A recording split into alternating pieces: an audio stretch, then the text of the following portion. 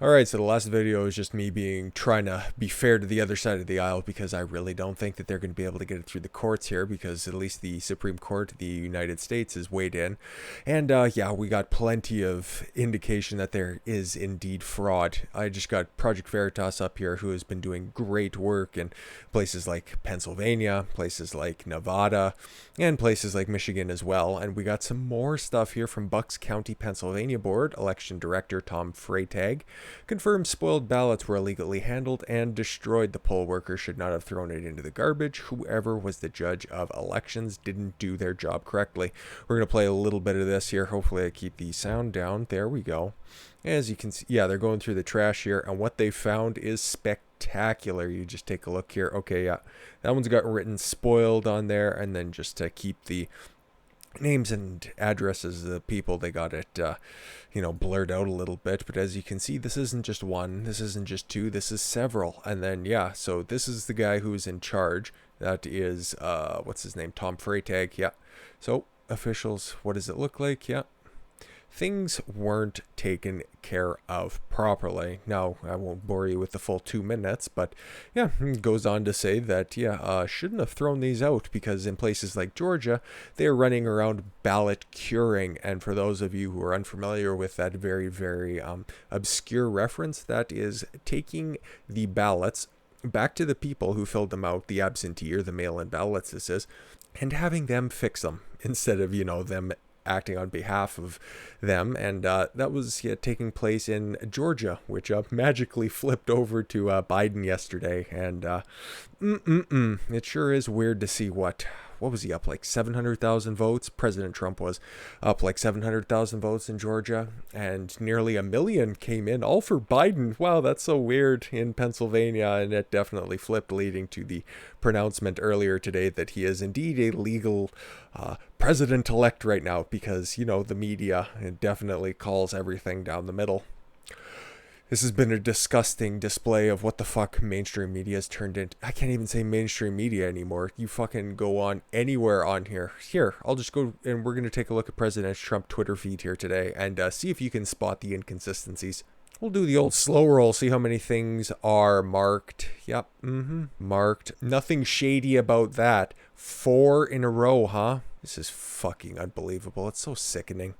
There's a lot of people, well, even now, a lot is a bit of a fucking hyperbolic statement. Most people are just like, oh, you should just accept the count. Yeah, the fact that you didn't accept 2016, you spent 4 years fucking yelling and barking about it, says that there's nothing to fear there. And as you can see here now, this just popped up on the side. This wasn't anywhere else before. An error in unofficial results from Michigan County was caused by an accidental human error, Michigan Department of State reports. Yeah, there's a bunch of funny shit going on in Michigan, and we will get to that because now we can take a look at, yes, all the lawsuits. We know about the ones that are in Wisconsin and Michigan, but yep, one from Maricopa County for rejecting ballots, in-person voters. So I don't know if this has anything specifically to do with Sharpie stuff, but we'll take a look here. Okay, so this was something with the voting machines themselves here. Yeah. President Trump's re-election campaign and the Republican National Committee today filed a lawsuit in Arizona alleging that Maricopa County incorrectly rejected votes cast by in-person voters on Election Day. When the machine detects an overvote on a ballot, poll workers should inform in-person voters of the error and give them an opportunity to correct the issues. Instead, poll workers in Maricopa County pressed and told voters to press a green button to override the error. As a result, the machines disregarded the voter's choice in the overvoted races. Fucking take a look at that. The campaign has collected declarations from voters who witnessed the problem and alleges that the problem occurred on a large scale in Maricopa County. Voters can submit additional declarations to don'ttouchthegreenbutton.com. I'm very surprised that domain wasn't taken for something else, but there's more. All right. This one's going up top now. Thank God somebody on the Supreme Court actually has a set of nuts. Thank God for Samuel Alito. We're going to take a look at what he ordered. So the Supreme Court of the United States, Republican Party of Pennsylvania versus Kathy Brockovar, Secretary of Pennsylvania.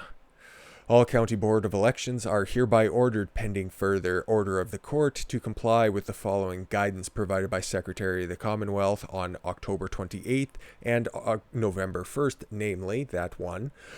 All ballots received by mail after 8 p.m. on November 3rd be segregated and kept in a secure and safe and sealed container separate from other voted ballots. And number 2, that all such ballots, if counted, be counted separately. Pennsylvania Department of State, Pennsylvania guidance for mail-in and absentee ballots received from the United States Postal Service after 8 p.m. on Tuesday, November 3rd, 2020. Pennsylvania Department of State canvassing segregated mail-in and civilian absentee ballots received in the mail after 8 p.m. on Tuesday, November 3rd, 2020, and before 5 p.m. on Friday, November 6th, 2020, November 1st. A lot of legal precedent in there. Until today, this court was not informed that the guidance issued on October 28th, which had an important bearing on the question whether to order special treatment of the ballots in question, had been modified. The application received today also informs that the court that neither the applicant nor the secretary has been able to verify that all boards are complying with the secretary's guidance. Exactly what everybody suspected. And these anecdotal pieces of evidence, these anecdotal stories that came out were a vote counter had a handful of ballots and a handful of legal ballots and just mixed them in. You can't tell which is which, right? So I guess they all got to get counted. And at least Justice Alito there finally, got wise to this situation. So it finishes off by saying, which it is alleged it is not legally binding to them. And I am immediately referring this application to the conference and direct that any response be filed as soon as possible, but in any event, no later than 2 p.m. tomorrow, November 7th, 2020. And we haven't heard anything about that in the convening time. But if they break this order from Justice Alito, we don't know what's going to happen. But there is precedent on the books where we might be getting a revote in Pennsylvania. Because if you can't differentiate between the votes that came in late and the actual votes that came in on or before Election Day, you got to redo this shit. Plain and simple as that. And then 2 final pieces of little anecdotal evidence. So the Georgian election official says 8,410 military and overseas ballots could be counted today if they arrive on time. Now, when you're talking about mail-in ballots and absentee ballots, when it comes to just your lay person out there just requesting them because, the coof is so scary.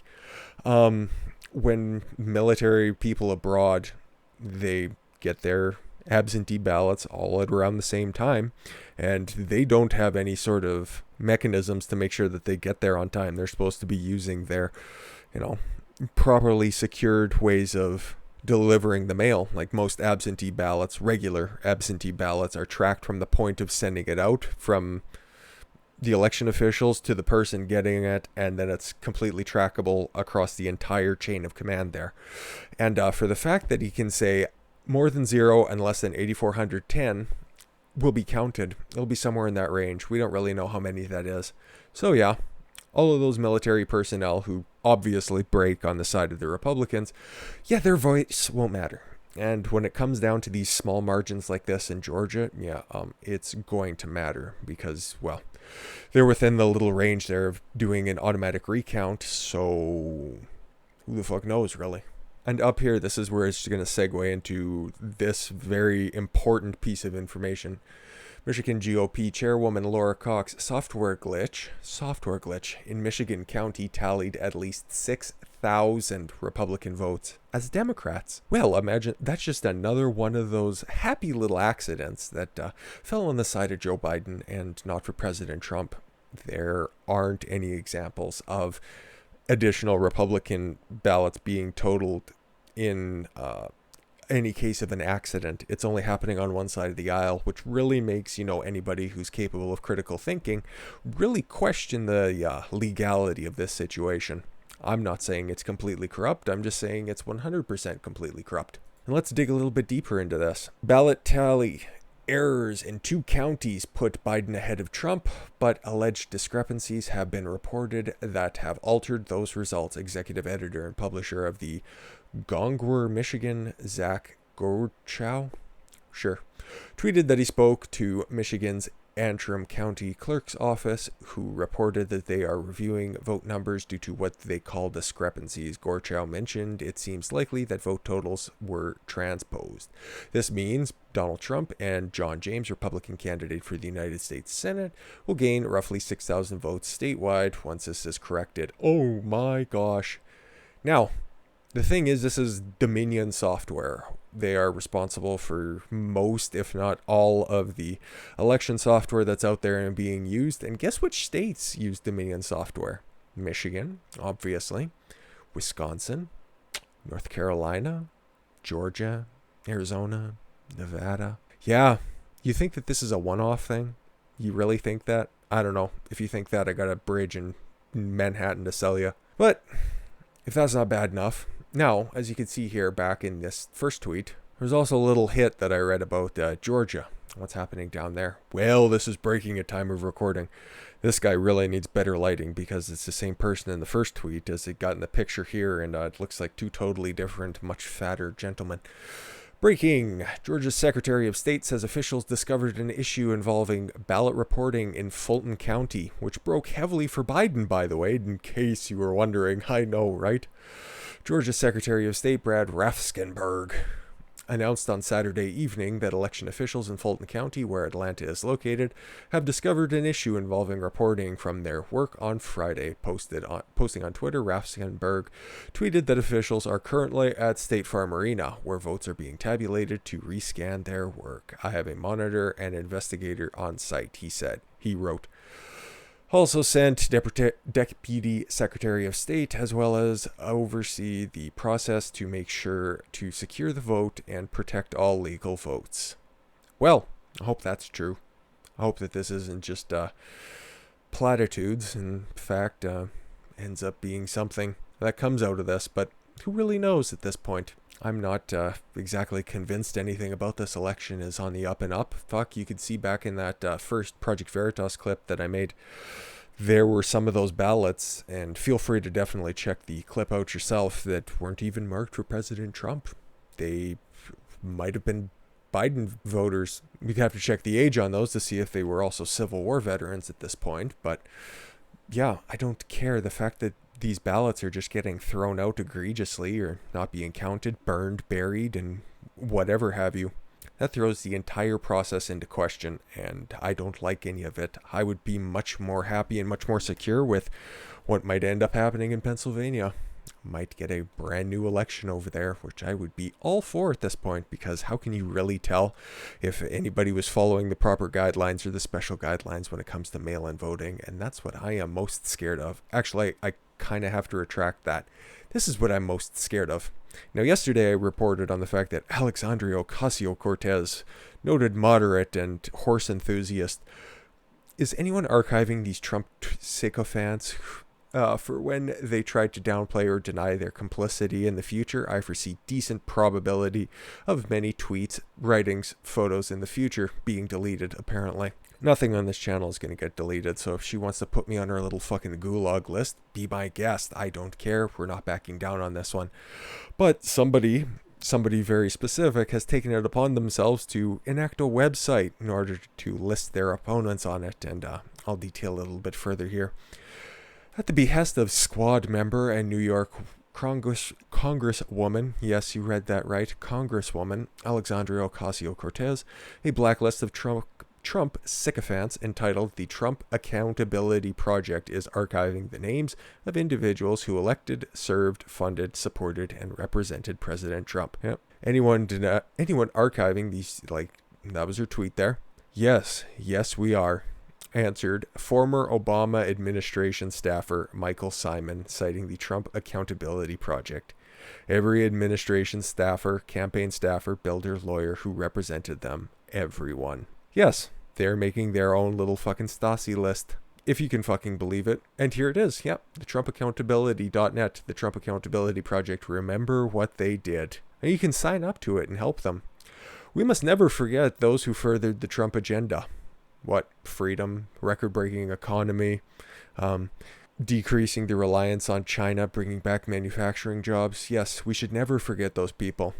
And they will be immortalized on their little fucking spreadsheet where they can start rounding people up or making them little armbands with little red T's on them, I think. Yeah, never forget, hey? We should welcome our fellow Americans with whom we differ politically. That is the most disconnected thing I've ever fucking read in my life. Can you fucking believe this? We should welcome in our fellow Americans whom we differ politically. That's not what this is all about. But those who took a paycheck from the Trump administration should not profit from their efforts to tear our democracy apart. Exactly what you're doing right now. Because, fuck, enough with this. I'll leave it up on the screen because I just want to go on a rant right now because this is completely and utterly ridiculous at this point. Mail-in balloting isn't going to be going anywhere if this doesn't get kicked up to the Supreme Court. Now Justice Alito taking it upon himself to actually do something about the fraud that's going on in Pennsylvania right now is definitely a good sign, and we're apparently supposed to hear a lot more about it on Monday when they're going to be taking it to the courts, according to Rudy Giuliani. But he is a very, very old man. This isn't the late 80s, early 90s Rudy Giuliani, the prosecutor that systematically took apart the 5 families in New York State. This is a much older gentleman. Now, the Attorney General, I believe, in Utah is hopping aboard the Trump legal defense team, and he seems like a smart and intelligent human being, and hopefully that is enough to actually convince and prove that there is tangible voter fraud, and we can head for a recount or re-election, throwing out all of these fraudulent voters out there. But I'm not entirely sure, but I still am definitely keeping the faith in this.